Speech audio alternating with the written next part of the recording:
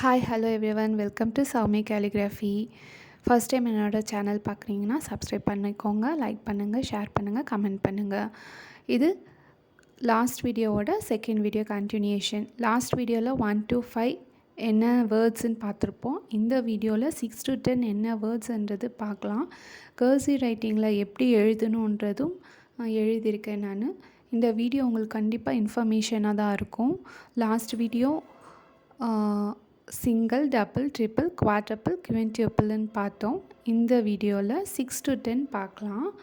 6க்கு வந்து செக்ஸ்டியூப்பிள், 7 செப்டியூப்பிள், 8 அக்டியூப்பிள்,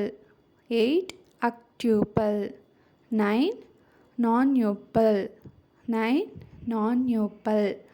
10 டெக்டியூப்பிள்.